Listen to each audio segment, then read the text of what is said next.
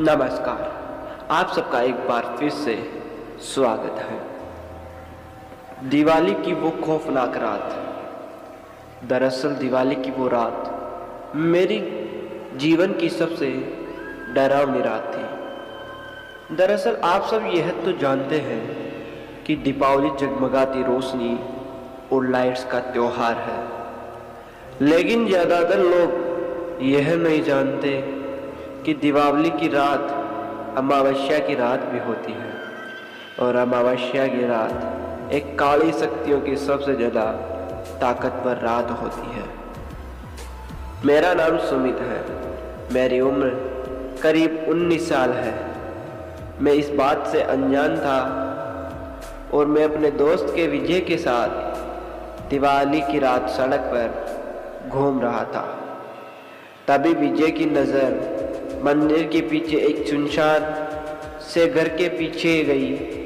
वह एक लड़की लाल साड़ी पहने दिए जला रही थी। विजय मेरे को लेकर उस घर के पास चला गया। जैसे ही हम दोनों घर पहुंचे, हमने देखा कि सारा घर दियों से सजा था और हमें वो लड़की बालकनी में खड़ी नजर आई।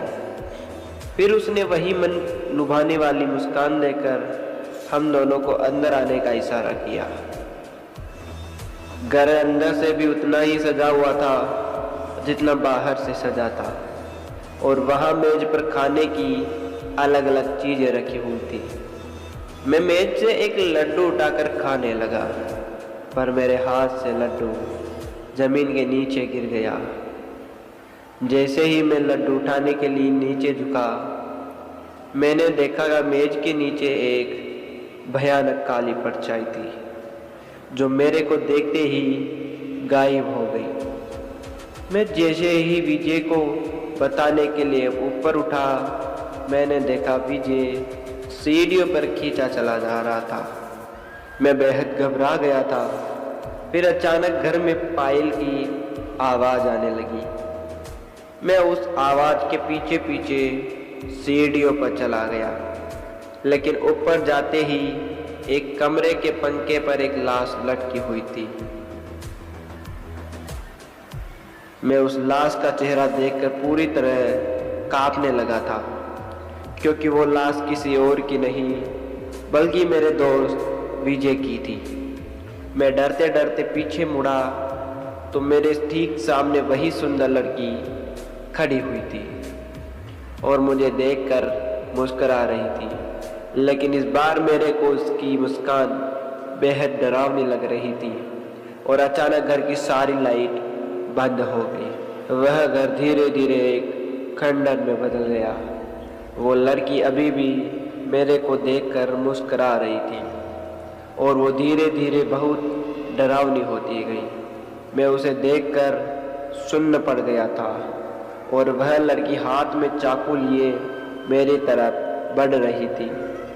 मैं किसी तरह मैंने अपना होश संभाला और घर से बाहर भाग जाता हूँ, लेकिन वो लड़की अभी भी मेरा पीछा कर रही थी। लेकिन मैं बहुत मुश्किल से वहाँ से भाग आता हूँ और घर आकर चुपचाप सो जाता हूँ। दूसरे दिन सुबह मेरी माँ ने मुझे उठाया और बताया कि तेरा दोस्त विजय कल रात से लापता है। फिर मैंने रात का सारा किस्सा अपनी माँ को बताया। तब मेरी माँ ने मुझसे कहा कि कई साल पहले दिवाली की रात एक लड़की ने उस घर में आत्महत्या की थी। तब से उसकी आत्मा उस घर में भटकती रहती है। किसी को कभी भी पता नहीं चला कि उसने आत्महत्या क्यों की, और उस घर में कोई नहीं जाता। यह बात सुनकर मैं पूरी तरह से हिल गया।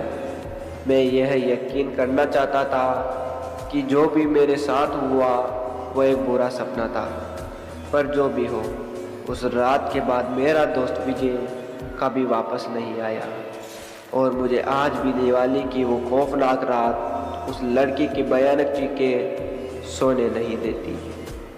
दोस्तों, हमारी ये कहानी यही समाप्त होती है। यह आपको कैसी लगी कमेंट करके ज़रूर बताना। मिलते हैं हमारी ऐसी ही अगली कहानी में।